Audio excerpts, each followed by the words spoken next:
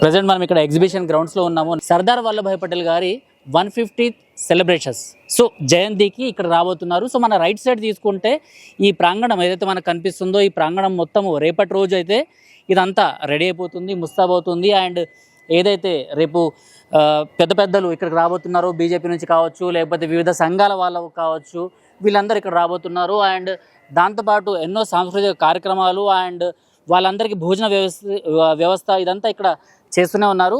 రేపటి రోజు జరిగే కార్యక్రమం గురించి వినయజీ ఉన్నారు మనతో పాటు మాట్లాడడానికి. ఎలా ఉంటుందో ఒకసారి ఆయన అడుగుదాం. सरजी नमस्ते। नमस्ते। बताइए कल क्या होने वाला है यहाँ पे? सबको नमस्कार। मैं विनय पत्रालय भारती का राष्ट्रीय कार्याध्यक्ष पुणे महाराष्ट्र से खास इस कार्यक्रम के लिए हैदराबाद में आया हुआ हूँ। और लौह पुरुष सरदार पटेल की 150वीं जयंती समूचे भारतवर्ष में बड़े जोर शोर के साथ भारत भारती संस्था के द्वारा मनाई जा रही है। और उसका एक अत्यंत भव्य कार्यक्रम कल शाम को यहाँ एग्जीबिशन ग्राउंड पर होने जा रहा है। और हैदराबाद में रहने वाले देश के विभिन्न 22 प्रांतों के लोग अपनी सांस्कृतिक वेशभूषा के साथ, अपने फूड फेस्टिवल के साथ, अपने फोक डांसेस के साथ यहाँ पर आएंगे। उनका मार्च पास्ट होगा। सांस्कृतिक मंत्री केंद्र सरकार से श्री गजेंद्र सिंह जी शेखावत कार्यक्रम के अध्यक्ष इस नाते से उपस्थित रहेंगे। और सरदार पटेल को एक अनूठे ढंग से समूचा भारत जो हैदराबाद में निवास करता है वह एकत्रित होकर के आदरांजलि अर्पण करेगा। और एक संकेत पूरे देश में इस कार्यक्रम के माध्यम से जाएगा कि अब भारत बटेगा नहीं, कटेगा नहीं, अब भारत विश्वगुरु बनेगा, विकसित भारत बनेगा। ऐसा संकल्प यहाँ पर कल साकार होने वाला है। तो कितने लोग आने की आशंका है यहाँ पे? कल यहाँ पर 15,000 लोग मैदान पर रहेंगे। इसके अलावा भी बहुत लोग आते जाते रहेंगे। यहाँ पर कार्यक्रम एक प्रकार से आनंद मेले की तरह रहेगा और आनंद उत्सव, देश का उत्कर्ष, इसका अनुभव यहाँ पर होगा। రైట్ భాస్కర్ అన్న, సంజయ్ అన్న, చెప్పండి రేపటి రోజు జరిగే కార్యక్రమానికి అసలు ఎందుకు చేయాలనుకున్నారు ఇదంతా? సర్దార్ వల్లభాయ్ పటేల్ గారితో తెలంగాణకి ఎలాంటి అనుబంధం ఉంది? సర్దార్ వల్లభాయ్ పటేల్ ఈ 150వ జయంతి పురస్కరించుకుంటూ కేంద్ర ప్రభుత్వము కల్చరల్ డిపార్ట్మెంటు ఈ కార్యక్రమాన్ని తీసుకోవడం జరిగింది. దేశంలో ఉన్న అన్ని నగరాల్లో 150 నగరాల్లో ఈ కార్యక్రమం తీసుకోవడం జరుగుతుంది. మరి అన్ని నగరాలకు వేరు, హైదరాబాద్ నగరం అనేది వేరు. ఎందుకంటే హైదరాబాద్ నగరము అనేది సర్దార్ వల్లభాయ్ పటేల్తో ముడిగా పెట్టుకొని ఉన్న సంబంధాలు ఉన్నాయి. మరి హైదరాబాద్లో మనం ఈరోజు దేశంలో ఉన్నది అని అంటే ఆయన సర్దార్ వల్లభాయ్ పటేల్ మూలంగానే ఉన్నాం మేము. ఇది కూడా మేము ఒక చెప్పడం జరుగుతుంది. తెలంగాణలో ఏదో జాతిపిత ఉన్నా ఈ పిత ఆ పిత అంటారు, కానీ వాస్తవానికి తెలంగాణ జాతిపిత ఎవరైతే ఉన్నారో అది సర్దార్ వల్లభాయ్ పటేలే. ఆయన ఉన్నందుకే మనం ఈరోజు ఈ భారతదేశంలో ఒక భాగంగా ఉన్నాం. అన్ని రజవాడాలను ఒక 500 రజవాడాలను 500 పైచిలకు రజవాడాలను అన్నింటినీ కూడా ఆయన కలపడం జరిగింది.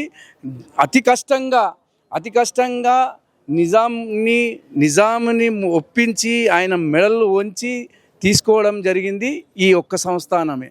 ఎందుకంటే ఈయన అప్పటికే ఈ ఏదైతే నిజాం పరిపాలనలో ఉన్న హైదరాబాద్ ఎస్టేట్ చాలా పెద్ద డబ్బులతో, ఇన్ఫ్రాస్ట్రక్చర్తో అన్ని విధాలుగా ఒక దేశానికి ఏదైతే కావాలనో ఆ ప్రకారంగా హైదరాబాద్ ఎస్టేట్ ఉండడం జరిగింది.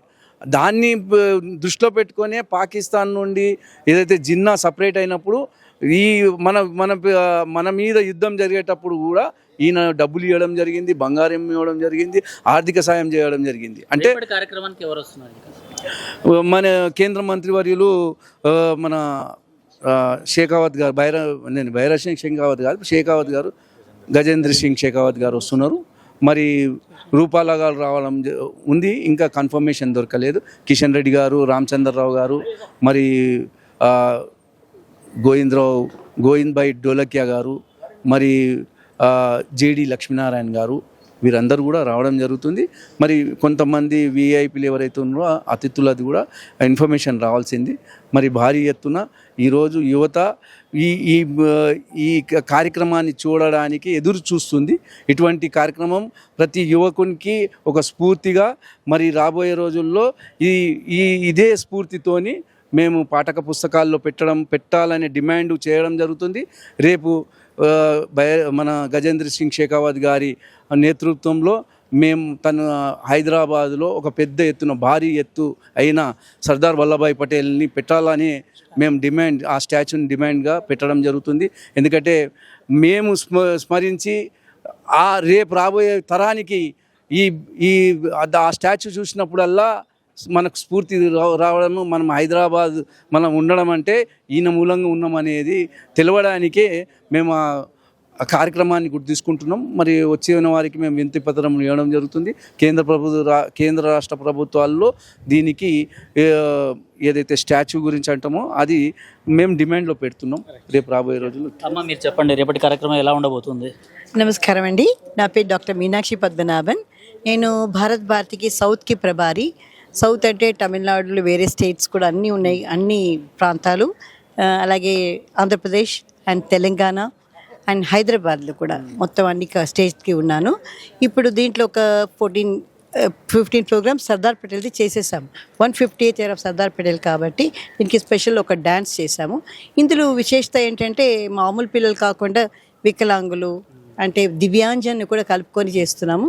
సో ఇలా కంపోజ్ చేయడం వల్ల ఇది ఒక విచిత్రమైన అంటే అందరికీ అద్భుతమైన కార్యక్రమం. ఇది మిస్ చేసిన వాళ్ళు చాలా మిస్ చేసుకుంటారు. దీన్ని మొత్తం YouTube and plus link live stream కూడా చేస్తున్నాము. ఇది మన కేటగిరీ 1, 2, 3 అని డివైడ్ చేసాం. క్లాసికల్ డాన్సెస్ కూడా ఉంటుంది ఇందులో. ఒక్కొక్క దాంట్లో కూడా 150 పిల్లలు ఉన్నారు. ఇంకొకటి మన తెలంగాణ దివస్ని పురస్కరించుకొని to commemorate the Telangana day, అది కూడా మేము తెలంగాణ దివస్లో డ్యాన్స్ కూడా కంపోజ్ చేసుకున్నాము. ఇది అంటే నేను చెప్పే దాని పాత్ర కాకుండా స్టాల్స్ ఉంటాయి, దీని కాకుండా మార్చ్ పాస్ట్ కూడా ఉంటాయి. సో ఈ భారత్ భారతి ఒకటి ఏంటంటే प्राइम मिनिस्टर योजना प्रकार एक भारत श्रेष्ठ भारत बनाने के लिए हमारा कोशिश है. Thank you very much. Ma'am thank you. Ma'am Telugu Hindi తెలుగే కదా మదర్ టంగ్. సో చెప్పండి, అంటే సర్దార్ వల్లభాయ్ పటేల్ అనేసరికి చాలా మందికి ఇప్పుడు భయం కనిపిస్తుంది అన్నమాట. ఆయన ఇంత యూనిటీ తీసుకొచ్చిన తర్వాత కూడా ఆయన జాతిపితగా తీసుకోవడానికి చాలామంది ముందుకు రావట్లేదు. అలాంటి పరిస్థితి ఉంది. ఎందుకంటే కాంగ్రెస్కి సంబంధించిన నాయకుడిని బీజేపీ వాళ్ళు దగ్గర తీసుకున్నారు కానీ కాంగ్రెస్ వాళ్ళు దూరం పెట్టేసిండ్రు. సో తెలంగాణకి ఆయనకు ఉన్న సంబంధం ఏంటి? మీకు ఇక్కడ రెండు అంశాలు నేను మీకు ఎక్స్ప్లెయిన్ చేస్తాను. నేను భారత్ భారతి ఆధ్వర్యంలో ఈ కార్యక్రమం ఏదైతే జరుగుతుందో, ఒకటేమో భారత్ భారతి ఎన్జిఓ భిన్నత్వంలో ఏకత్వము అనే ఉద్దేశంతో కార్యక్రమాలను తీసుకుంటూ గత 21 సంవత్సరం నుంచి కార్యక్రమాలను తీసుకుంటుంది. తెలంగాణలో కూడా వాళ్ళు ఒక 6 సంవత్సరాల నుంచి ప్రవేశించారు. భారత్ భారతి అనేకమైన కార్యక్రమాలు తీసుకున్నారు. అందులో ఇది ఒక పెద్ద ఎత్తైన కార్యక్రమము. దీన్ని ఏంటంటే సర్దార్ పటేల్ గారి జయంతి సందర్భాన్ని పురస్కరించుకొని పెద్ద ఎత్తున ఒక కార్యక్రమం చేయాలి. ఆ కార్యక్రమం ముఖ్య ఉద్దేశం ఏంటంటే వివిధ రాష్ట్రాల నుంచి వచ్చే, ఒక్కొక్క రాష్ట్రంలో వేరే వేరే రాష్ట్రాల నుంచి వచ్చిన ప్రజలు, భారతదేశము స్వరూపం ఎట్లా అంటే వివిధ భాషలు, వివిధ వేషాలు, వివిధ అన్ని, కానీ భిన్నత్వంలో ఏకత్వం ఉన్నది. అల్టిమేట్గా భారత్ మాత ఆత్మ ఒక్కటే అన్నది భారతదేశం యొక్క ముఖ్య ఉద్దేశం అన్నది మనందరికీ తెలిసిన విషయమే. మరి భారతదేశం ఒక్కటే, ఆత్మ ఒక్కటే అన్నప్పుడు సర్దార్ పటేల్ గారు దాన్నే కాన్సెప్ట్ తోటే ఆయన పనిచేసిండు ఆయన హయాంలో. మరి తెలంగాణను ఆయన ఏ రకంగా అయితే మన నిజాం సర్కార్ కాదు కానీ నిజాం సర్కార్ దగ్గర ఉన్న రజాకార్లు ఏదైతే అఘాయిత్యాలు చేశారో దాన్ని ఉక్కుపాదంతో అణచివేసి భారతమాతను ఒక దగ్గరికి చేర్చిన ఘనత ఆయనకు దక్కింది. అట్లాంటప్పుడు మనము అన్ని సంవత్సరాల కింద ఆయన చేసిన కార్యక్రమానికి ఆయనను జాతిపిత అనుకోవాలన్నా వేరే వాళ్ళని అనుకోవాలన్నది ఇది ప్రజలందరూ కూడా ఆలోచించాల్సిన విషయం. గతంలో తీసుకున్నట్టయితే కాంగ్రెస్కి అలవాటు పడ్డ జనాలు అంటే చదువు, ఎడ్యుకేషన్ లేకుండే, అవేర్నెస్ లేకుండే, ఇవన్నీ లేకుండే, ఒక వారసత్వపు రాజకీయాలను దృష్టిలో పెట్టుకొని కాంగ్రెస్లో ఒక కుటుంబమే ఏదో చేసింది అనే ఉద్దేశంతో కాంగ్రెస్ని ఎంకరేజ్ చేసుకుంటూ వచ్చిండ్రు.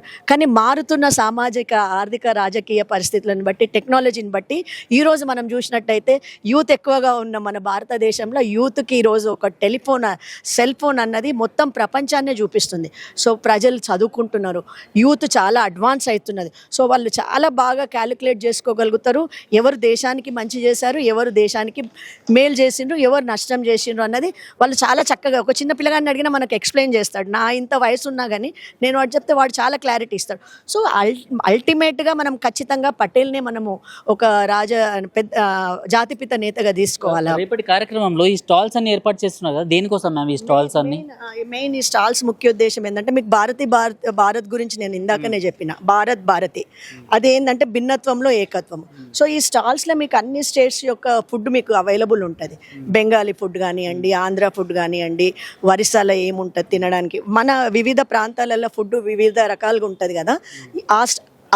దానికి ఇదిగానే ఈ ప్రతిరూపంగానే ఈ స్టాల్స్ని క్రియేట్ పెట్టడం జరుగుతుంది. దీంతోపాటు కల్చరల్ ప్రోగ్రాంలో కూడా మీకు అన్ని ప్రాంతాల నృత్యాలు కానివ్వండి, వాళ్ళ కల్చర్ని కానీ ప్రతిబింబించే విధంగానే అక్కడ మనము కల్చరల్ ప్రోగ్రామ్ కూడా ఆర్గనైజ్ చేస్తున్నాం. అంటే దీన్ని మీకు ముఖ్యంగా చెప్పాల్సింది ఏంటంటే, భారతి అన్నది ఒకే దేశము, ఒకే తత్వాన్ని, ఒకే ఆత్మను ఆలోచన చేసుకుంటూ ముందుకు పోతుంది. అదే రేపు మన దేశానికి స్ట్రెంగ్త్ అవుతుంది. ఏక భారత్ శ్రేష్ఠ భారత్ ఆత్మ నిర్భర్ భారత్గా ముందుకు పోవాలనే ఉద్దేశం ఒకటి. ఈ సర్దార్ పటేల్ ఏదైతే చేసిండో, ఆయన తెలంగాణను విముక్తి చేసి ఎట్లయితే ఒక్క రాష్ట్రంగా చేసిండో, మరి దానికి తెలంగాణ వాళ్ళు చాలా రుణపడి ఉన్నారు. అదర్వైజ్ ఇది ఒక పాకిస్తాన్ లాగా అవుతుండే.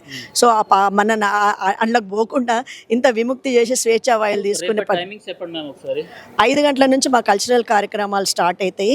దాని తర్వాత 7 గంటలకు అతిథులు వస్తారు. ఇందాక మా కోఆర్డినేటర్ చెప్పారు కదా, వచ్చే గెస్ట్లను బట్టి వాళ్ళని బట్టి కార్యక్రమం స్టార్ట్ అవుతుంది. ఆ కార్యక్రమం తర్వాత ఒక గంటన్నర తర్వాత మళ్ళీ తిరిగి కల్చరల్ ప్రోగ్రామ్ అవుతుంటుంది. అక్కడ కల్చరల్ ప్రోగ్రామ్ నడుస్తూనే ఉంటుంది. ఇక్కడ స్టాల్స్ని విజిట్ చేసే వాళ్ళు స్టాల్స్ని విజిట్ చేస్తారు. అక్కడ అంటే ఇది కుటుంబ సమేతంగా వచ్చే కార్యక్రమం, ఫ్రీ ఎంట్రీ ఉంటుంది. కుటుంబ సమేతాలుగా కుటుంబంలోతోటి రావాలనేది ఇది ఏదో పార్టీకి, కులానికి, మతానికి, జాతికి సంబంధించిన కార్యక్రమం అస్సలు కాదు. మీకు టైటిల్ భారతి అన్న టైటిల్ మీదనే మీరు అర్థం చేసుకోవాలి. సో దీన్ని అందరు కుటుంబ సభ్యులు అందరూ వచ్చి మంచి కావాల్సిన ఫుడ్ వాళ్ళని ఎంజాయ్ చేయడానికి ఉంటుంది. కల్చరల్ ప్రోగ్రాంలో వాళ్ళు ఎంజాయ్ చేయడానికి ఉంటుంది.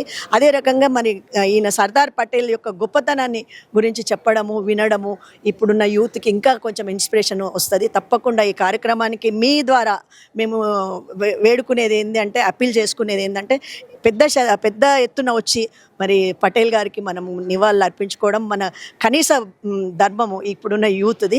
సో అందరూ కూడా పార్టిసిపేట్ చేయాలని మనస్ఫూర్తిగా ఈ కార్యక్రమాన్ని జయప్రదం చేస్తారని మీ ద్వారా అందరినీ వేడుకుంటున్నాను. స్పెషాలిటీ ఏంటంటే, రేపు ప్రోగ్రామ్ది Sardar Vallabhbhai Patel 150 years birthday celebrations ఘనంగా జరపాలనేసి మేము అన్ని రాష్ట్రాలున్న ప్రవాసీ సమాజ్ అనుకోండి, మహారాష్ట్ర నుంచి, కర్ణాటక నుంచి, ఎందుకంటే సర్దార్ వల్లభాయ్ పటేల్ ఆ రోజు అన్ని రాష్ట్రాలకు ఒక ప్లాట్ఫామ్ మీద రావడానికి ఆయన కష్టపడ్డాడు. ఈ కారణం ఏంటంటే, ఒక సర్దార్ వల్లభాయ్ పటేల్ వల్లనే మన దేశం అంతా ఒక్కటైంది అనేది అది అందరికీ తెలిసిన విషయమే. సో ఆయనకు ఎలా మనము నివాళులు ఎట్లా అర్పించాలి అని మేమేమనుకున్నామంటే, అన్ని రాష్ట్రాలతోని కల్చరల్ ప్రోగ్రామ్స్ ఈ ప్లాట్ఫామ్ మీద జరపడం, ఇంకా అదేవిధంగా ఫుడ్ స్టాల్స్ కూడా అన్ని రాష్ట్రాల నుంచి, లైక్ మహారాష్ట్ర నుంచి, కర్ణాటక నుంచి, కేరళ నుంచి ఫుడ్ స్టాల్ సపరేట్గా పెట్టేసి మనము యూనిటీ ఇన్ డైవర్సిటీ అని ఎగ్జాంపుల్ సెట్ చేయడానికి ప్రయత్నాలు రేపు చేస్తున్నాం అన్నమాట. ఎవరెవరు రాబోతున్నారన్న? అంటే సెంట్రల్ గవర్నమెంట్, సెంట్రల్ మినిస్ట్రీ నుంచి షేకావత్ గారు వస్తున్నారు, మనం ఇక్కడ కిషన్ రెడ్డి సార్ వస్తున్నారు, రామచందర్ గారు వస్తున్నారు. సో అదేవిధంగా భారతి వాళ్ళు ఆర్గనైజ్ చేస్తున్నారు ఈ ప్రోగ్రామ్. వాళ్ళ టీమ్ మెంబర్స్, కమిటీ మెంబర్స్ ఉంటారు, వేరియస్ హిందూ ఆర్గనైజేషన్స్ ఉన్నారు. సో అందరు కలిసి ఈ ప్రోగ్రామ్కి సక్సెస్ చేయడానికి ప్రయత్నాలు చేస్తున్నారు.